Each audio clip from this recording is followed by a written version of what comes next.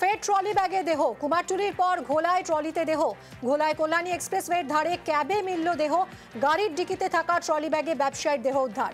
Cab চালকের তৎপরতায় দেহ উদ্ধার। রাজস্থানের ব্যবসায়ী খুনে গ্রেফতার 2।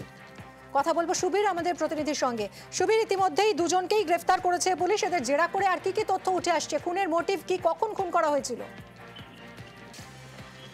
পুলিশ যেটা জানাচ্ছে, জেরায় তারা স্বীকার করেছে গতকাল দুপুরবেলায় কিন্তু যখন এই যে খুন হওয়ার যে ব্যক্তি তিনি কিন্তু তাদের কাছে টাকা দেওয়ার জন্য গিয়েছিলেন এবং সেই টাকা তারা নিতে চাননি, কারণ সেটা খুবই অল্প সামান্য টাকা এবং সেই নিয়ে বিবাদ হয়, তর্কাতর্কি হয়, বচসা হয়। তারপরে কিন্তু প্রথমে শ্বাসরোধ করা হয়, তারপরে গলার নলি কেটে, তারপরে সেই জায়গা থেকে তার যখন মৃত্যু নিশ্চিত হয়, তারপরে কাপড় জড়িয়ে, বস্তা দিয়ে কাপড় জড়িয়ে তারপর ট্রলি ব্যাগে ভরে সেখান থেকে কিন্তু প্রথমে নাগের বাজার নিয়ে আসা হয়। নাগের বাজারে নেমে ফের তারা নাগের বাজার পর্যন্ত তারা যখন আসে, তারা কিন্তু হলুদ ট্যাক্সি করে আসে এবং নাগের বাজারে নেমে সেখান থেকে কিন্তু আরেকটা ক্যাব তারা বুক করে এবং নিমতাতে এসে কিন্তু সেই লোকেশন যখন সেখানে থেমে যায়, তখন কিন্তু তারা চালককে বলে যে আমি আপনাদের বেশি টাকা দেবো, আপনি আরেকটু আমাদের এগিয়ে নিয়ে চলুন। তারপরে সেই কথা মতো কিন্তু মুড়াগাছা ব্রিজ ক্রস করে মহিষপোতা খেবলিপিলের কাছে যেমন ঝিলপাড়ে নির্জন জায়গা কল্যাণী এক্সপ্রেসের ধারে একদম, এবং তারপরে ক্যাব চালকের তৎপরতাতেই অবশেষে দুজন পুলিশের জালে এবং এই উদ্ধার হলো ব্যবসায়ীর দেহ। লোকাল থানার গাড়ি ঘোরাঘুরি করছিল হাইওয়েতে, তখন দেখতে পাই যে একটা গাড়ি এসে দাঁড়িয়ে একটা ব্যাগ নামাচ্ছে। তো দেখে সন্দেহ হয়, তো ওরা জিজ্ঞাসাবাদ করাতে ঠিক করে অ্যান্সার দিতে পারছিল না। প্রথমে বললো যে গাড়িতে কিছু ক্লথ আছে, অমুক আছে, এইসব বলছিল। তারপরে পরবর্তীকালে যখন আরও জিজ্ঞাসাবাদ করা হয়, ডিটেল বলতে পারে না, তখন ধরা হয়।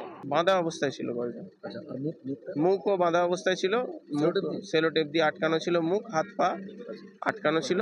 এরা যতদূর খবর আছে কলকাতার দিক থেকে নিয়ে এসছে। গিরিশ পার্কের বাড়িতে ডেকে ব্যবসায়ীকে খুন করা হয়। গভীর রাতে 2 অভিযুক্তকে বেরোতে দেখেন পড়শি। রাত 12:30 নাগাদ বেরোতে দেখেন প্রতিবেশী। প্লাস্টিক নিয়ে বেরোতে দেখেন তিনি।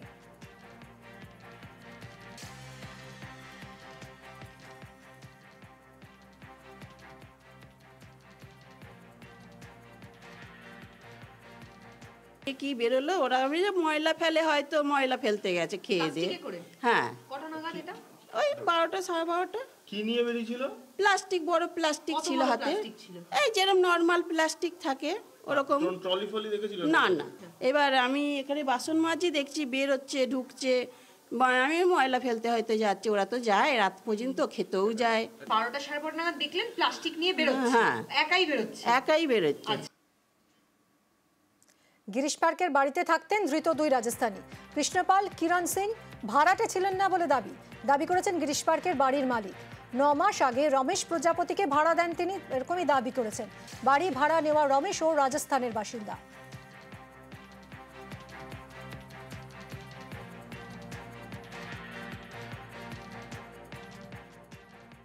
আপনার এখানে ওই কৃষ্ণপাল আর করণপাল কি ভাড়া থাকতেন? করণপাল সিং? না, ওরা আমার কাছে থাকতো না। উনি রমেশ প্রজাপতি আছে না, হ্যাঁ, ওর কাছে ওর লোক ছিল। রমেশ প্রজাপতি কোথাকার বাসিন্দা? ও রাজস্থানে আছে। আচ্ছা, কতদিন আগে আপনার কাছে ভাড়া নিয়েছিল? আমার 9-10 মাস হয়ে গেছে। এগ্রিমেন্ট করেছিলেন? হ্যাঁ হ্যাঁ। কার নামে এগ্রিমেন্ট ছিল?